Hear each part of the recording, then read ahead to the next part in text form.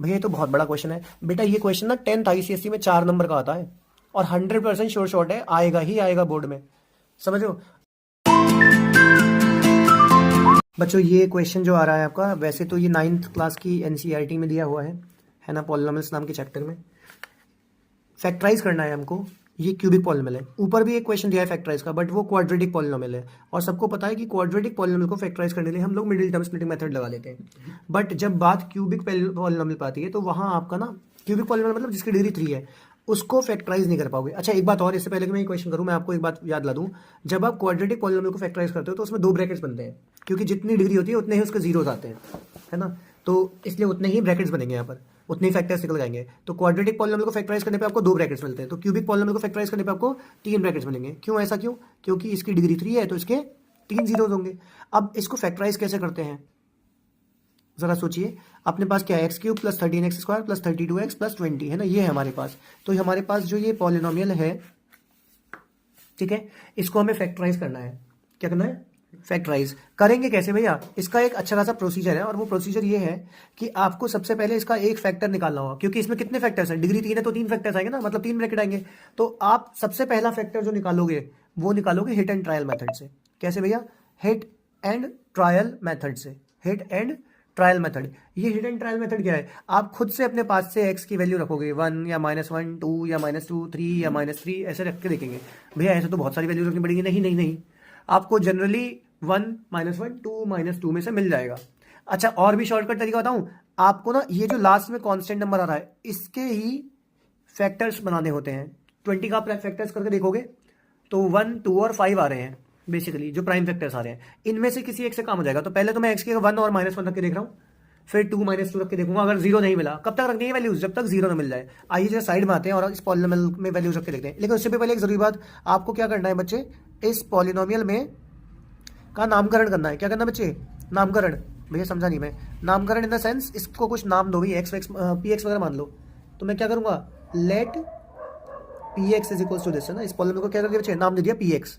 P x दे दो, F x दे दो, आपकी श्रद्धा है। अब क्या होगा, पी एक्स मान लिया। ये क्यों माना है मैं बताऊंगा आपको आने वाले टाइम में। अब मुद्दे पाते हैं। इसमें एक्स की जगह रफ कॉलम में जाओ, एक्स की जगह 1 रख के देखो। क्या रख रहा हूँ एक्स की जगह? 1 रख के देखता हूँ क्या होगा।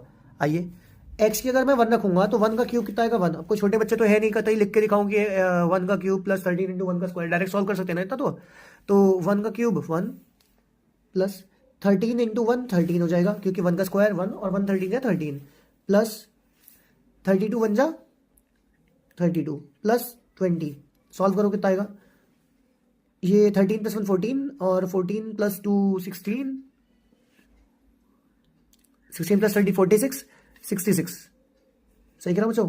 एक बार एड ऑन कर लीजिए आप खुद। ये आ रहा है आपका 66, ठीक है। जीरो तो नहीं आया ना, कितना भी आए जीरो नहीं आया, बस दिक्कत ये है, हमें क्या चाहिए था? जीरो। तो बात खराब हो गई।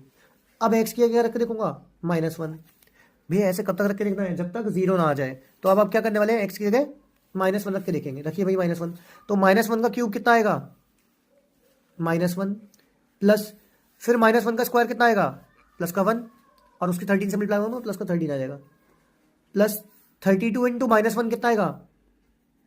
32 × -1 कितना आएगा? माइनस का 32 प्लस 20।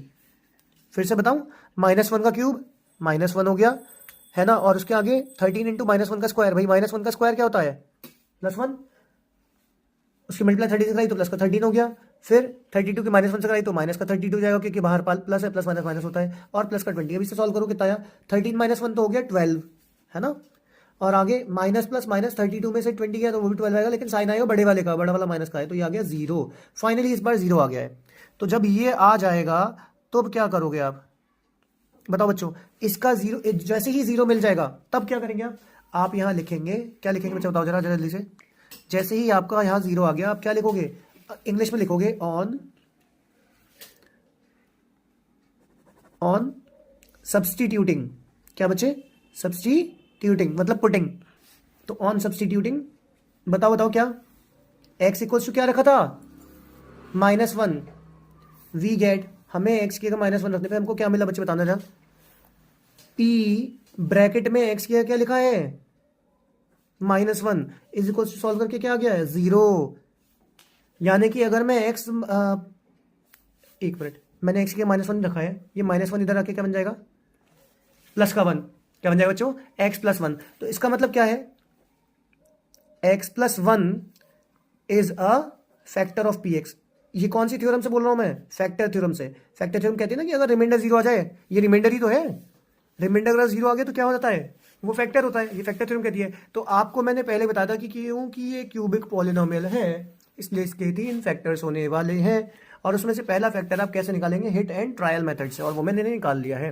कैसे, एक्स की अगर 1 -1 2 -2 3 -3 रख के देखते हैं, जिससे 0 मिल जाएगा वो फैक्टर दे देगा। एक्स के -1 रखने पे 0 मिल गया, तो ये -1 उधर जाके +1 हो जाएगा, तो एक्स प्लस 1 बन गया फैक्टर। इतनी बात समझ में आई कि नहीं आई, ठीक है, आप बोल सकते हैं, कोई दिक्कत नहीं है। अब क्या होगा, मतलब हाँ या ना में बोल सकते हैं। अब क्या होगा बच्चों बताओ, क्योंकि x + 1 इसका फैक्टर है, तो अथवा मैं क्या करूंगा, x + 1 से इसको डिवाइड कराऊंगा अपने पॉलिनोमियल को, ठीक है। क्या है ये, x³ + 13x² प्लस का 32x प्लस का 20।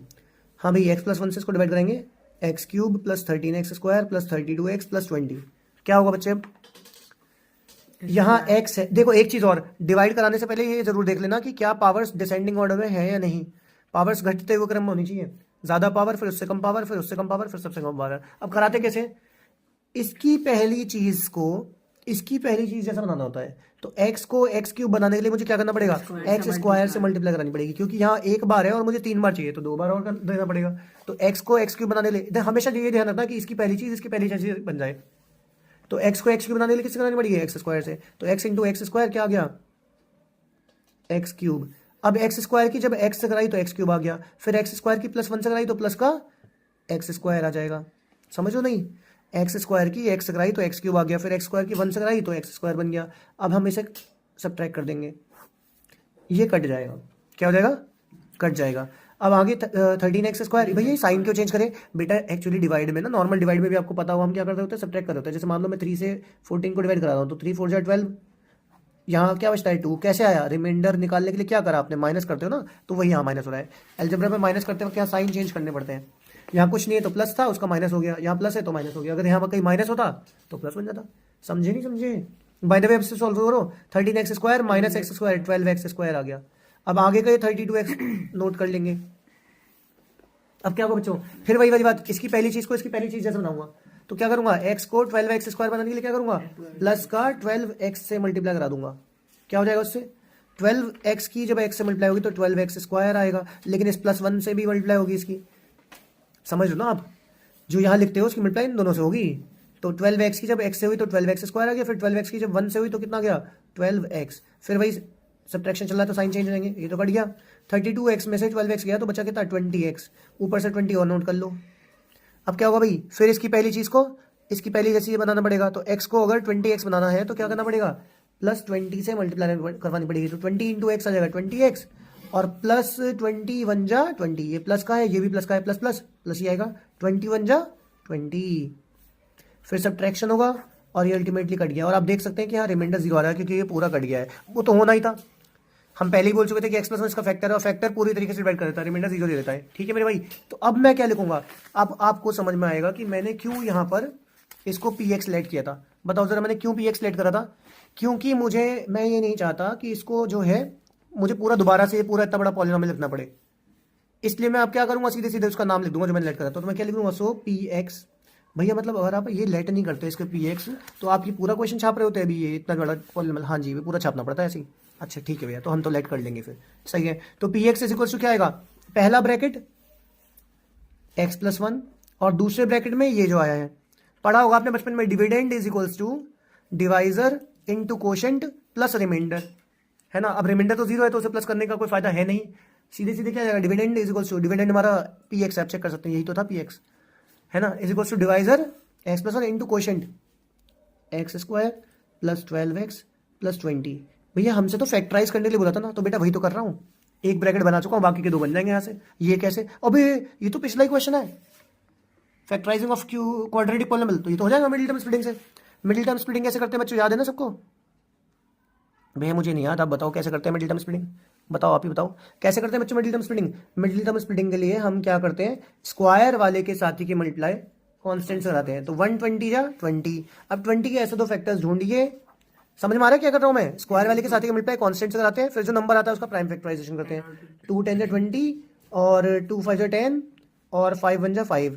अब हमें ऐसे दो फैक्टर्स ढूंढने होते हैं जिनको प्लस करके या माइनस करके बीच वाली टर्म आ जाए। ये प्लस करूँ या माइनस? कांस्टेंट से पहले जो साइन है वही करना होता है। प्लस है तो प्लस करके लाऊंगा, अगर यहाँ माइनस होता तो माइनस करके लाता। भैया अब जरा बताना, प्लस करके 12 लाना है, ढूंढना फैक्टर्स। भाई 2 और 2 2 4 और 5, 2 2 4 और 5 तो 9 आएगा नहीं, तो 2 ले लो और 5 2 10 हो गया। 2 + 10 12 हो जाता है। हाँ तो मैं इसे तोड़ सकता हूँ, क्या लिख दूंगा? x² + 10x + 2x। और मिडिल टर्म स्प्लिटिंग जो है ना हमेशा ब्रैकेट में किया करो ताकि साइन की कोई गलती ना हो। अच्छा भैया ये ऐसे चलता रहेगा भैया, x + 1। हाँ ये वाला फैक्टर ऐसे चलता रहेगा। अब क्या होगा गाइज? x² + 10x प्लस का 2x आएगा प्लस का 20। अब क्या होगा भैया?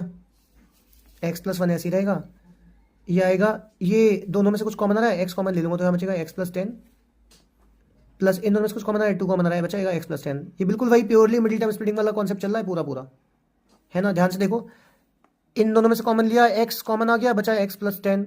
इन दोनों में से प्लस का 2 कॉमन लिया, बचा x + 10। अब क्या होगा बच्चों?